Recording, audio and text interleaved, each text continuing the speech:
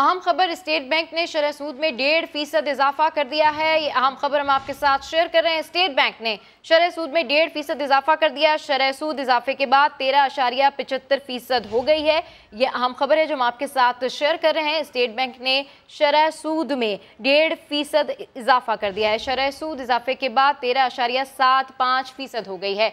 इस हवाले से मजीद तफसीलात जानते हैं समा के नुमाइंदे रिजवान आलम से। जी रिजवान।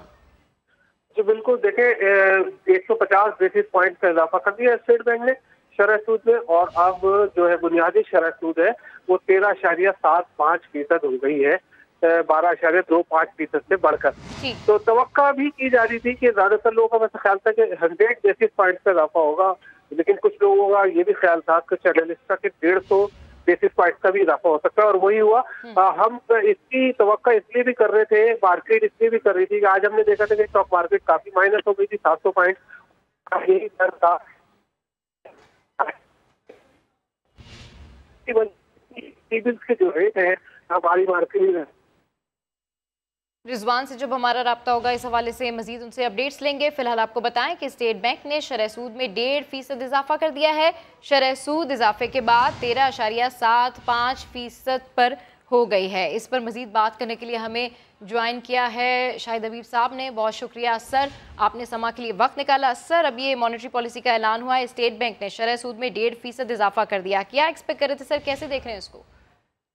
नहीं, ये एक्सपेक्ट किया जा रहा था, बिकॉज गवर्नमेंट वैसे भी टी बिल के रेट्स बहुत ज़्यादा हैं इस वक्त। अगर आप 3 मंथ, 6 मंथ और 1 ईयर का टी बिल रेट देखें तो तकरीबन 14.5 से 15% के दरमियान है।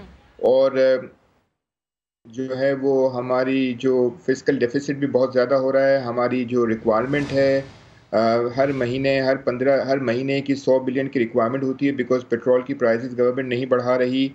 इसके अलावा इन्फ्लेशन का रेट जो है वो 13.5% अप्रैल का रहा, और इस दफ़ा भी मई में भी 14% के करीब रहेगा। और अगर ये पेट्रोल की प्राइसेस पास ऑन की गई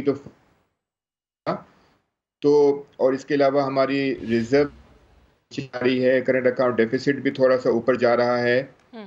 ये मेजर एटलीस्ट लिए जाने से फ़ायदा ये होगा कि जो IMF की रिक्वायरमेंट है और इसके अलावा हमारी अपनी भी जो डिमांड को कर्टेल करना है, इसके लिए हमें जो है वो हेल्प मिलेगी। और वैसे भी प्राइवेट सेक्टर में जितनी भी फंडिंग रिक्वायरमेंट होती है वो काइबोर रिलेटेड होती है, और वो ऑलरेडी ऊपर है। तो अभी भी काइबोर जो है वो ऊपर है, अभी भी टी बिल का रेट जो है वो जो 13.75% हुआ है उससे ज़्यादा है। तो I think 150 basis point is not a big surprise for the market. ठीक है। अच्छा सर, आम आदमी पर इसका क्या असर पड़ेगा, ये जो शरह सूद जो है जिसमें इजाफा हुआ?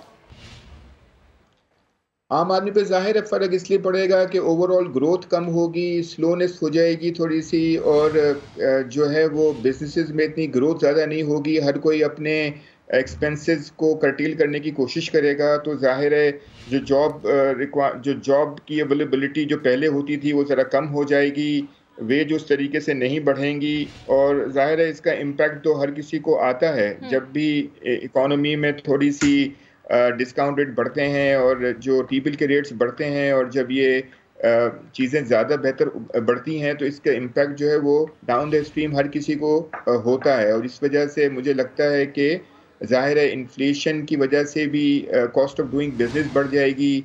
फूड की प्राइसेस बढ़ गई हैं, ऑयल की प्राइसेस अभी जो है वो बढ़ने वाली हैं। तो आम आदमी पे डेफिनेटली इसका इम्पैक्ट, न सिर्फ इसका वैसे भी इम्पैक्ट हो रहा था।